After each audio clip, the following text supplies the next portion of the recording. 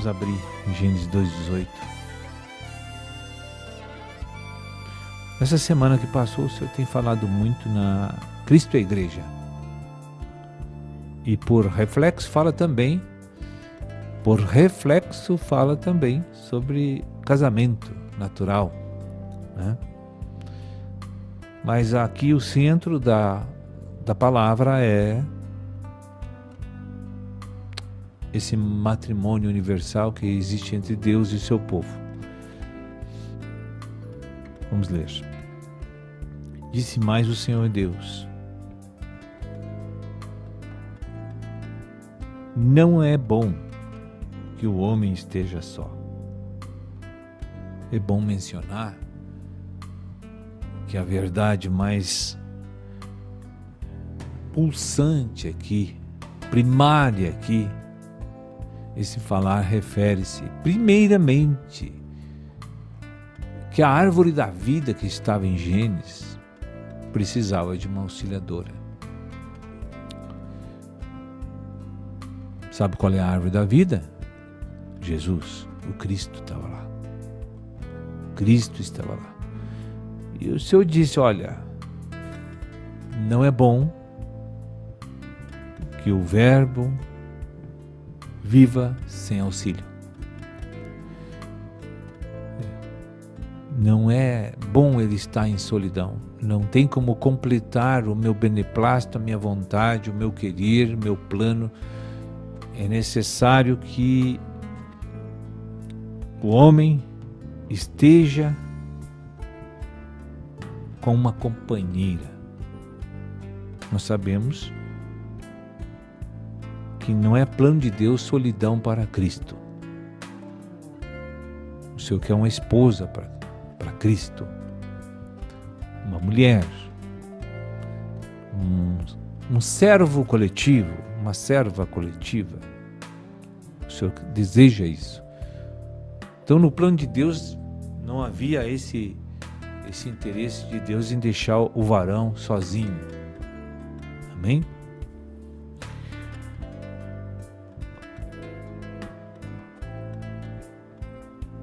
Far-lhe-ei uma auxiliadora que lhe seja idônea. Amém. Então Deus, para acabar com a solidão do varão, do cabeça da igreja, do seu filho, Deus Filho, você pode entender que naquela época, naquela dispensação, naquele momento, ele estava configurado na árvore da vida. E, na verdade, era o próprio Deus que estava ali para alimentar o primeiro Cristo, o primeiro Adão, né? Era o Cristo, né? Era a intenção de Deus fazer daquele homem um Cristo, fazer o primeiro Adão, né? Falhou. A gente sabe. Então o Senhor, quando faz alguma coisa, ele diz para que aquela coisa vai ser feita. O Senhor diz: olha, a auxiliadora vai ser para acabar com a solidão, com o isolamento de Cristo. Eu quero cercar o meu filho de muito auxílio. Ele precisa de muito auxílio. Ele precisa de comunhão com muitos.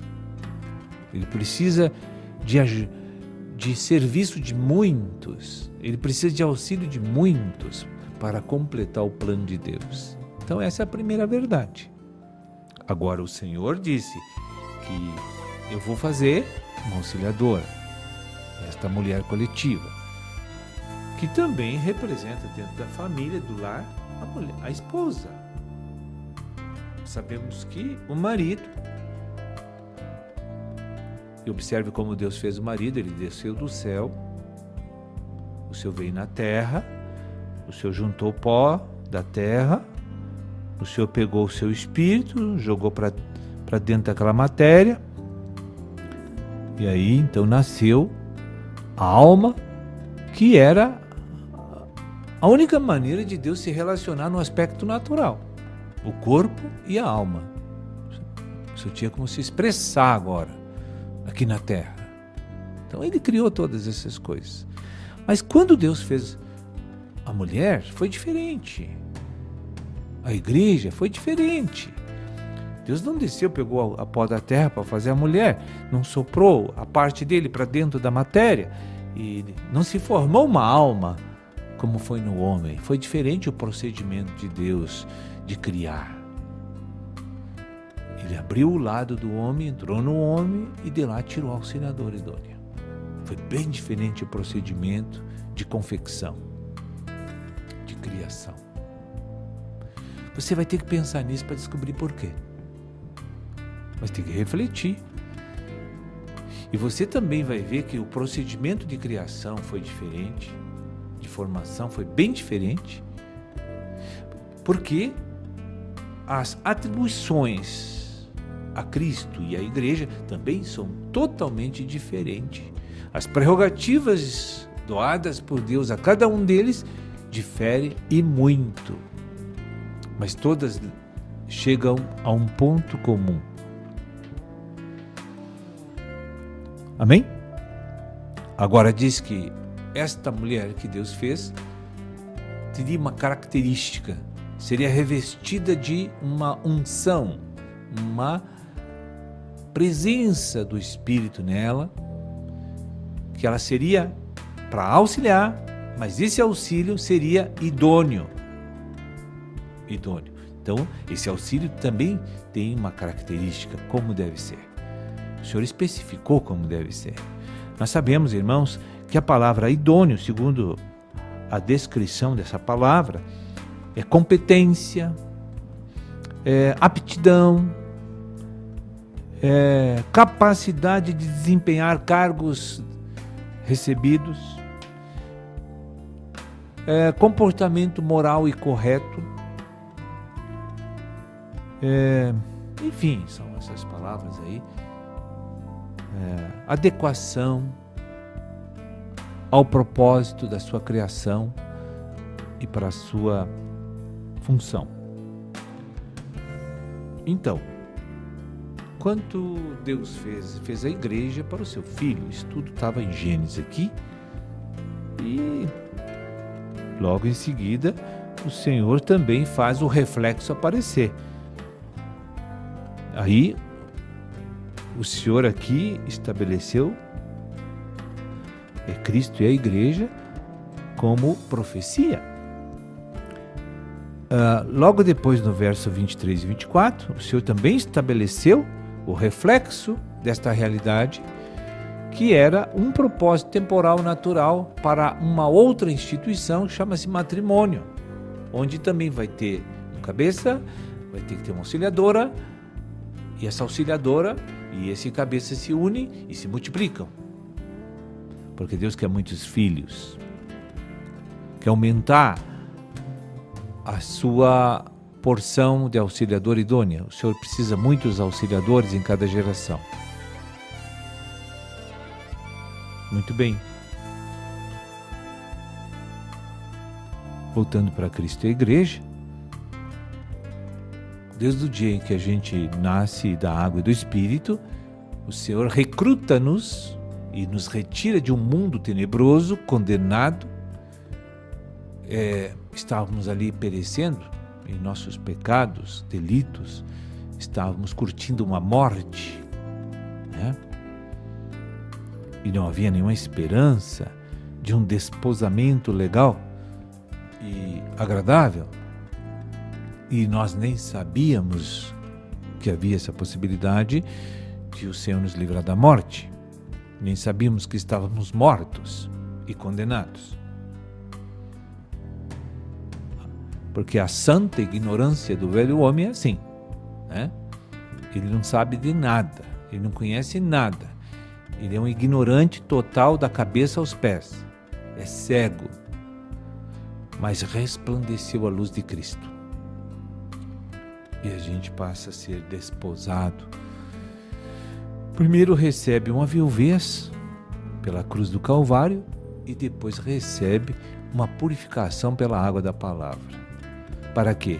Para que o Senhor nos torne uma auxiliadora idônea na igreja, que eu venha servir o meu Senhor com moral, corretamente, sendo moralmente correto, honesto, fiel, puro, que o meu auxílio seja singelo, que o meu auxílio seja submisso, obediente, porque é um auxílio idôneo. Quem auxilia não vive para si, vive para o cabeça, vive para a autoridade, porque a auxiliadora é a submissão. O casamento entre uma autoridade e uma submissão, esse sincronismo só ocorre quando essa pessoa recebe a pureza total que vem do próprio cabeça. Amém? O casamento que existe entre Cristo e a igreja é assim. Os casamentos naturais é uma vergonha, é um horror, né? É uma vergonha, não dá nem para se comentar aqui, porque eu, em 25 anos na igreja, não vi um que eu pudesse dizer assim, que maravilha. Não adianta inventar, né, irmão? A verdade é essa. Realidade, reflexo, eu não vi. Por quê? Porque falta Cristo dentro de cada um de nós, tanto de marido quanto de mulher. Falta Cristo, porque se falta Cristo, não tem casamento. Tem uma vivência entre duas pessoas que brigam, que se disputam o dia inteiro para ver quem manda, que cada uma quer manter suas vontades, seus desejos. Então a vida vai passando. Só que Deus aproveita esses arranjos diferenciais entre essas pessoas para quebrá-los. Mas o objetivo de Deus, primário, não é fazer com que esse homem e essa mulher que estão se quebrando a vida inteira fique numa harmonia natural maravilhosa. Não é esse o objetivo. O objetivo é que esse homem e essa mulher, por amor a Cristo, tornem-se auxiliadores idôneos de Cristo. Veja quais são os problemas que a gente observa comportamentais na igreja pelos servos de Jesus. Manipulação, todo dia. Quando o crente quer uma coisa, ele não pede para Deus, ele manipula para conseguir. Ele mente. Ele diz que sente uma coisa e sente outra.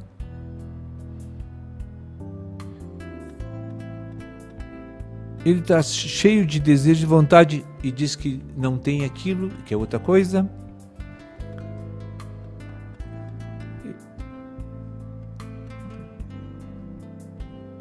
Somos infiéis em todas as coisas que são determinadas pela autoridade. Não reconhecemos a autoridade.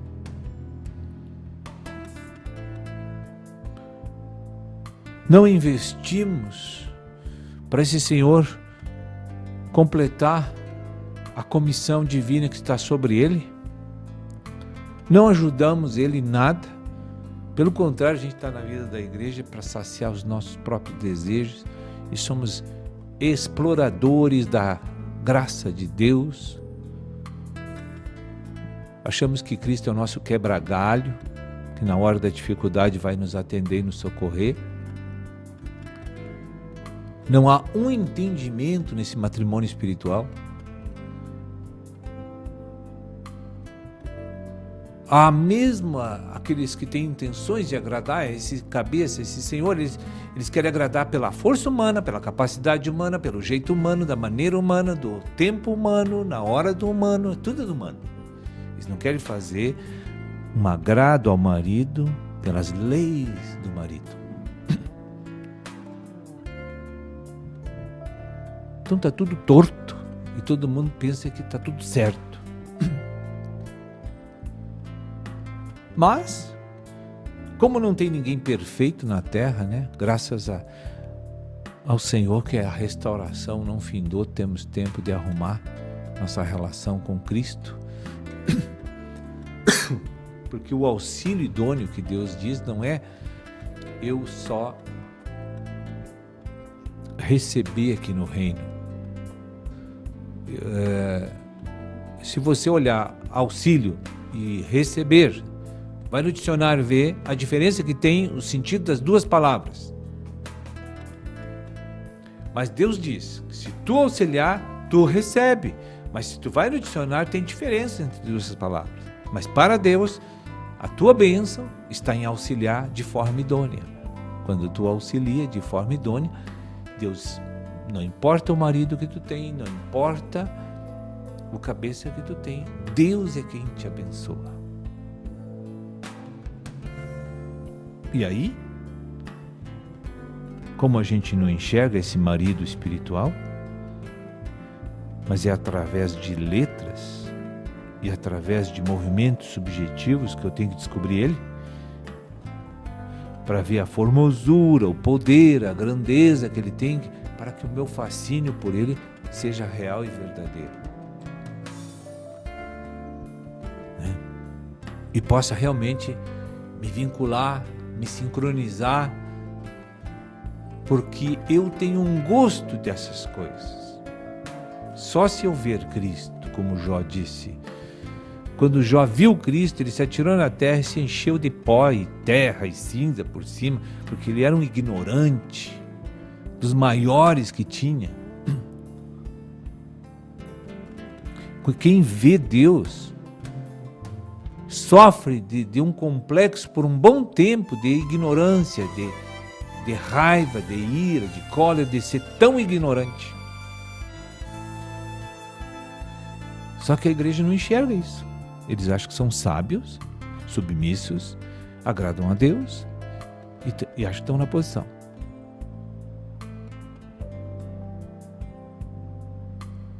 A gente não sabe nem respeitar o nosso irmão.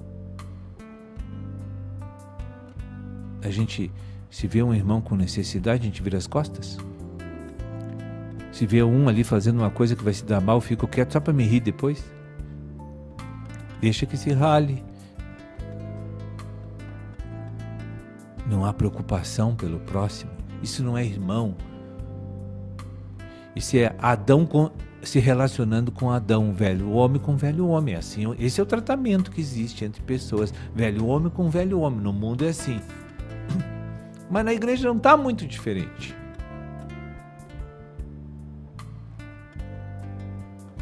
Quando eu tenho que auxiliar Cristo, tendo paciência com as pessoas e misericórdia, aí eu sou impaciente, e sou agressivo, e sou hostil.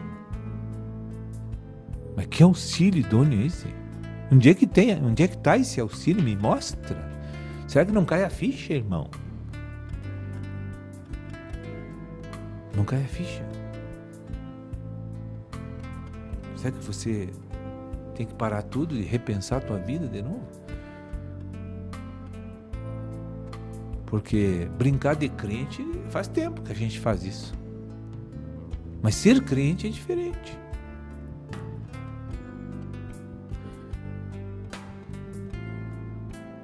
E não tem ensinamento mais poderoso do que essas alegorias do Velho Testamento para mostrar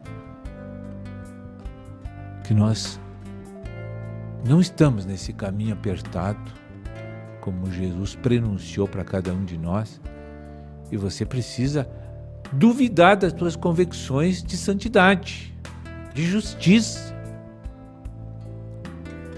Você precisa duvidar. Porque dá tempo de mudar. Dá tempo.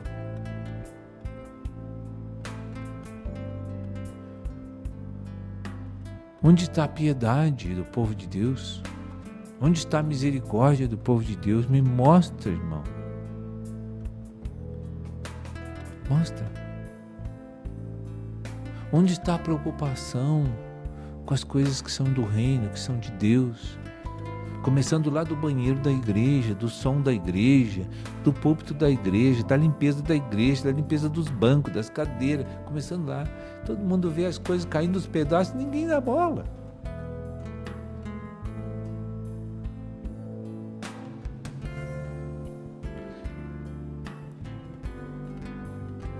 As coisas mais simples e rudimentares como estas.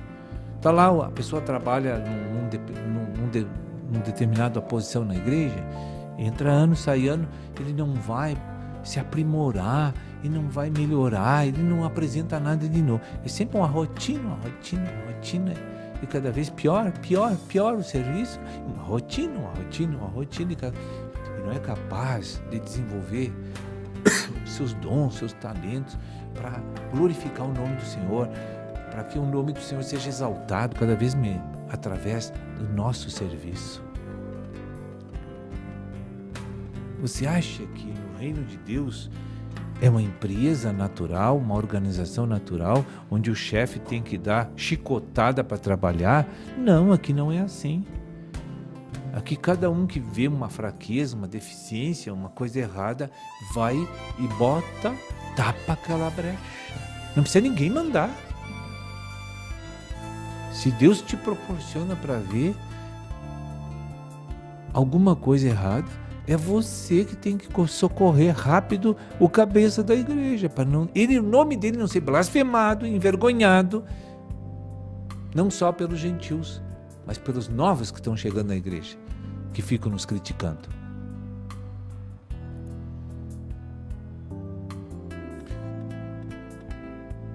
Coisa do seguinte, o culto começa às 8, falta 3 para as 8, tem gente abrindo a porta da igreja. Que é isso, meu irmão? Já vi acontecer essas coisas. O culto termina 9h30, 9h35, apaga a luz. Mas